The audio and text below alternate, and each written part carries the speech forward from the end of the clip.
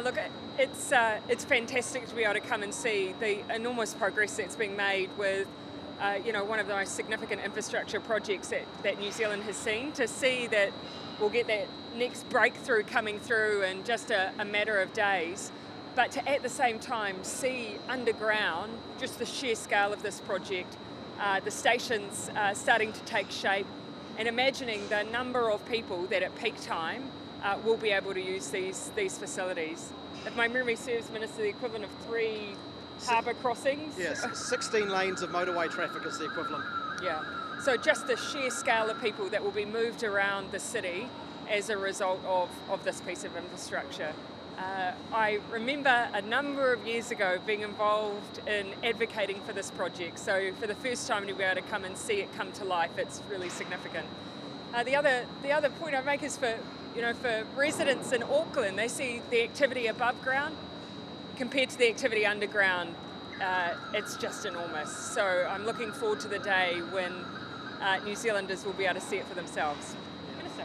Thank you. Kia ora koutou katoa, everyone. Been fantastic to be down here with the Prime Minister and Dr. Sean Sweeney taking us through the amazing progress that has been made on the CRL. There are 3 key things that I would be saying.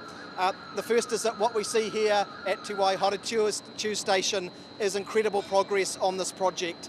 This project has faced real challenges as we've navigated the COVID period, but with outstanding leadership from Sean Sweeney and the team, incredible work from hundreds and hundreds of workers, we are making excellent progress in terms of tunnelling underneath our biggest city as things carry on, and we'll see the breakthrough here very, very soon next week. It was only last year that the tunnel boring machine was launched, only a few months ago that the first breakthrough occurred here, and next week that the second one occurs. So very good progress that is being made. The second key point is that what you are seeing here is the heart of a new mass rapid transit system for Auckland. This will double the capacity of our city's heavy rail network. As we said before, the equivalent of 16 lanes of motorway traffic once the CRL is at full capacity. But that is only the beginning. Our government's plan and vision is to build a fully linked up rapid transit system for our biggest city, our growing city of Tamaki Makaurau, Auckland. So it's about integrating this project with Auckland Light Rail, with the Waitemata Harbour crossing, with mass rapid transit to the northwest, with the extension of electrified rail from Papakura to Pukekohe.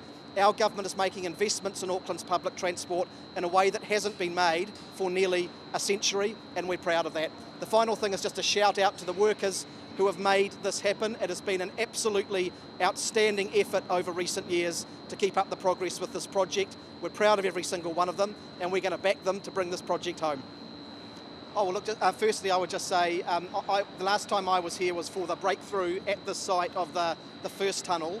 The progress since then has been incredible. We actually have tracks that are beginning to get laid at the Waitemata station end.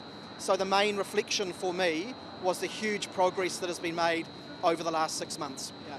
Well, as you'll be aware, we have a current project budget of $4.5 billion.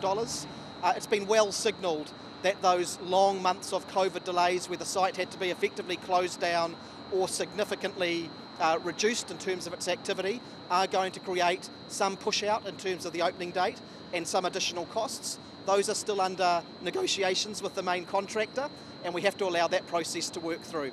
We still have active negotiations underway with the Link Alliance. There is a claim in the process that we have. They have the ability to bring forward a claim for events like COVID.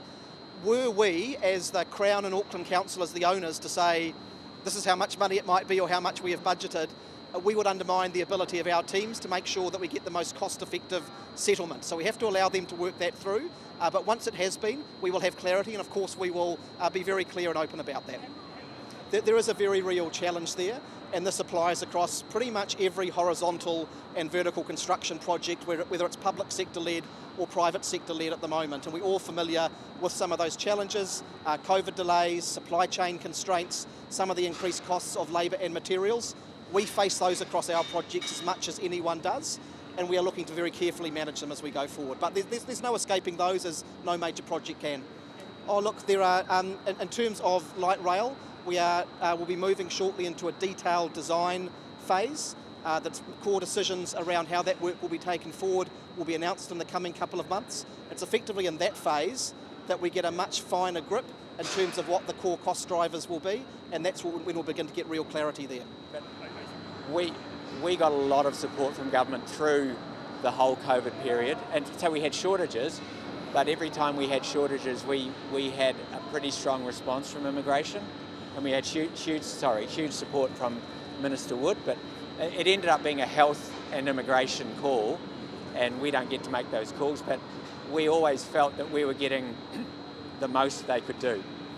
Well, I've said my target is the end of the year, but I don't drive the Link Alliance timeframe, and I don't drive the independent estimators timeframe. They know that is my very strong preference.